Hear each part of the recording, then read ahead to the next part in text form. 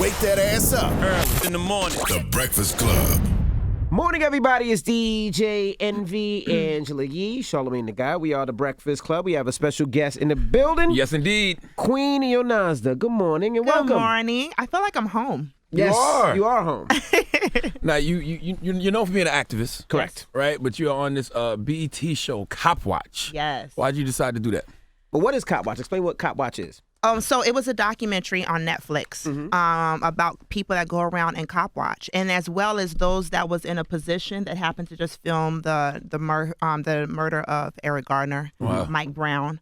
Great documentary. And then BET decided, shout out to P. Frank, he's the executive producer, decided to turn this into a docuseries. And so they're following a group of activists from New York and a group of activists from Atlanta, and I'm in Atlanta. And how we are combating police terrorism and the different ways that we do it. So I'm a national community organizer, activist, on many, many fronts.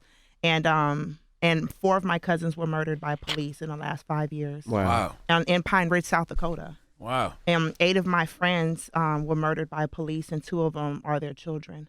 Wow. So I've been fighting this since I was 14. 14 years old is when I got my first officers fired for abuse of force. Wow. So basically, this show is policing the police. Yep, that's exactly what we're doing. And so some of the cases that we're working on is Jimmy Atchison. He was murdered in January. Officer Sun Kim killed, shot in the closet, and he was unarmed.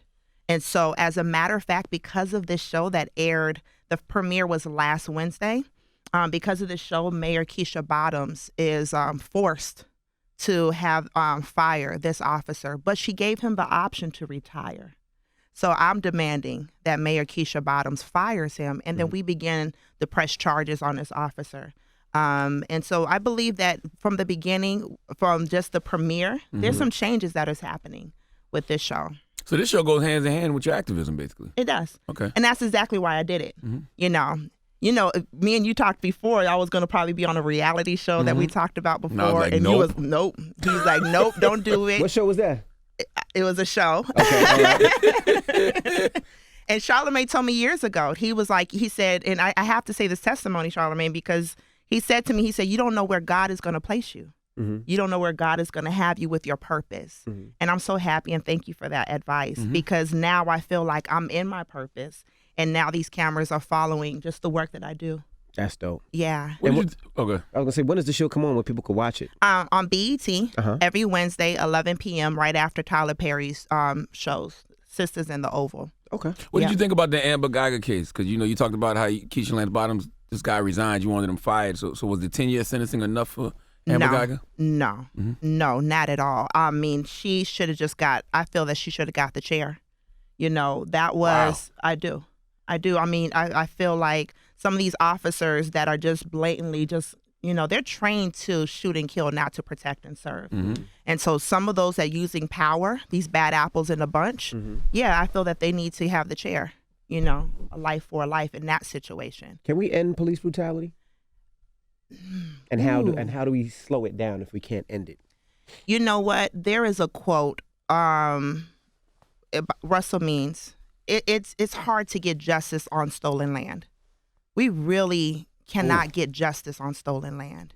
And until there is a revamping of the infrastructure of this government, in the Declaration of Independence, they're still saying that Native Americans are merciless savages. There is still, the amendments, the U.S. Constitution, everything it just needs to be cleared off, and a whole collective of people of color needs to come to the forefront and come together with new laws that is for us and by us. Because a lot of this legislation was written for white men, by white men. Yeah, exactly. So it really doesn't apply to a lot of communities. No, we're still looked upon as Black people as just product, as cheap labor, So I don't feel that we would ever get true justice. I mean, shout out to the attorneys. We have an attorney, Attorney Gerald Griggs, that's on the show. He's the justice fighter. Attorney Lee Merritt, Benjamin Crump. The list goes on and on of so many attorneys that are really trying to fight this system, but it's very hard. It's hard to get justice on stolen land. It really is. When you talk about, your friends that got killed, you are Native American. Is it hard bringing attention to those killings because you're Native American? I fought hard for the filming for them to come on my reservation. Wow. I really did, because I was like, we can't, I fight for Black Lives Matter, but I fight for Native Lives Matter too, because this is in my family. My mother being full-blood Oglala Lakota, Native Americans are murdered at such an alarming higher rate. And I was like, we have to talk about this. We cannot talk about police brutality, terrorism, until we talk about what's happening to Black, brown, and Native people. So I had the cameras come to, I sent you an invite. I need you. Y'all need to come to my reservation, because we always talk about this, But I brought Tori Russell and the Ferguson activists with me, and we had families that shared stories. In South Dakota alone, there is 76 police-involved killings, and a lot of them are unsolved. They have no police report. I have to share this one story really quick, if you all don't mind. Yeah. Cowboy. Cowboy was on a Rosebud reservation. Something happened. Cowboy did something. I don't know the details of that. But Cowboy was, the police was chasing Cowboy. They sick dogs on Cowboy. And these dogs are mauling his skin. When they arrested Cowboy, the first set of officers, the first shift of officers, beat up Cowboy and they fractured his skull. The second shift of police officers in this jail sprayed mace down Cowboy's throat and beat him up some more. The third shift of police officers beat him up some more and just went ahead and just shot him. The mother, when I met the mother and father of Cowboy. Shot him in jail? Shot him in jail. Damn. What year was this? I'm about to tell you the year. You're about to be blown away. I had the family share this story on camera, and I hope that CopWatch? on CopWatch America, I hope they don't edit this and they show that what happened. These stories. But they said, the mother said, the officers did not come knocking on my door to tell me what they did to my son. She had to find out from someone that took a picture and said what happened. No. An employee. A picture of him dead? Of him dead. She still has not got the autopsy report. This happened in May. No. May? May. 2019. Yes. The stories that is happening on the reservations is not ancient. This is recent.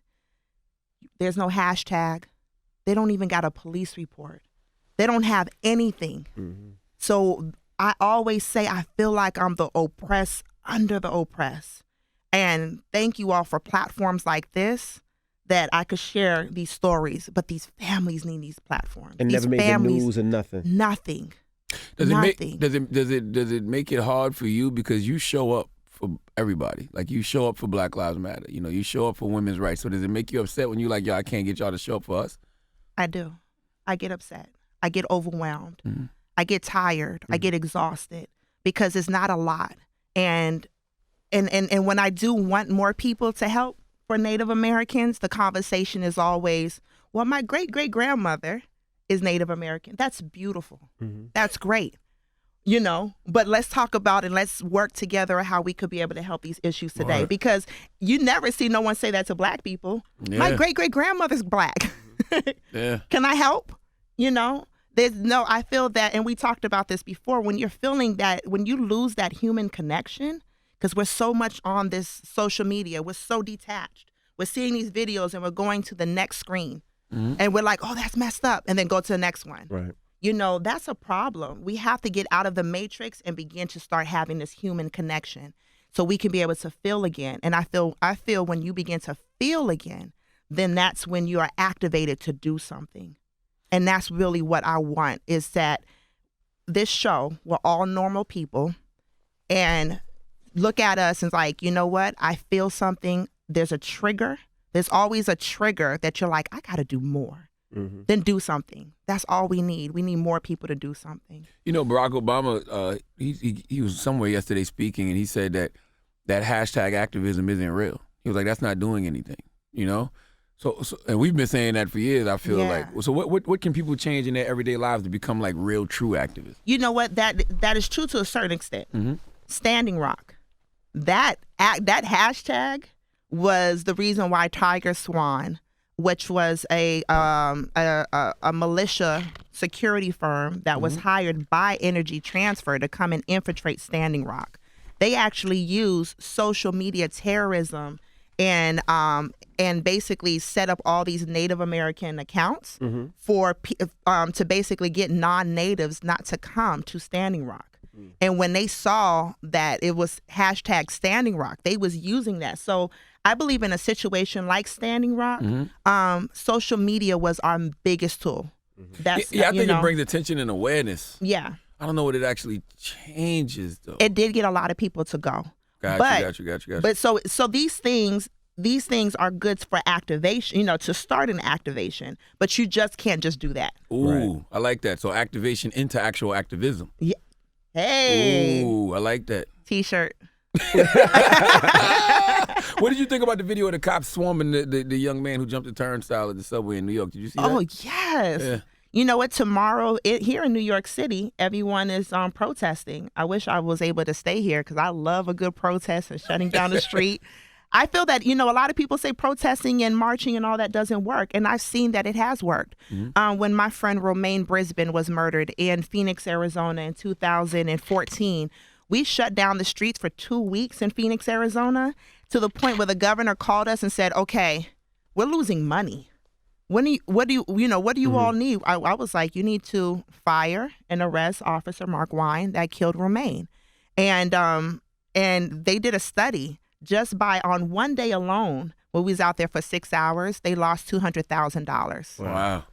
So when everyone say we need a boycott and marching doesn't work, no, it does work because we are stopping their income of public transportation and all of that. Did they fire him? Yes. Okay. They did. Is firing enough? No. Yeah. No. It's a first step. It's a first step, but we need more fearless attorneys. We really do, that knows this law. And we need to also watch who we are electing to be judge. And that was the situation with Amber. That the police union are running America and these local politicians and these judges. I mean, we really have to understand political science and political education, in order for us to understand the process.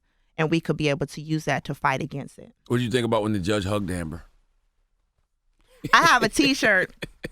I have a T-shirt at queenyonasda.com, and I went into an argument on television. It was on Cops and Clippers, and these cops was having a kumbaya moment with the community. And one of the officers said, and I'm going to get to my point of what you're saying, but one of the officers was like, why is it that you all make these people like they're saints? Like the ones that they're killing? I said, we have to shut down your police stations to get a name. The officer that even killed any of these innocent people is not no saint. You all make them out as a saint. That's real. So I said, you know what? I said, you all could kumbaya because you're still working with these officers that that are guilty. So on my shirt, and this is my slogan, I ain't going back and forth with anyone that Harriet Tubman would have shot. And that's how I feel about that judge and Amber. I'm not going, if your freedom don't look like my freedom, then you could just go ahead and go over there. All right. I separate myself from anyone that where their freedom and justice and equality is not within righteousness. You could go ahead and go over there. That's real. Well, we appreciate you for joining us today. Thank you. Tell them about the show, what time it comes on and everything again. CopWatch America every Wednesday on BET. And I have to give a shout out to my team, Planet McNair, Timothy, Pilar, Fatima, Cinnamon Jones.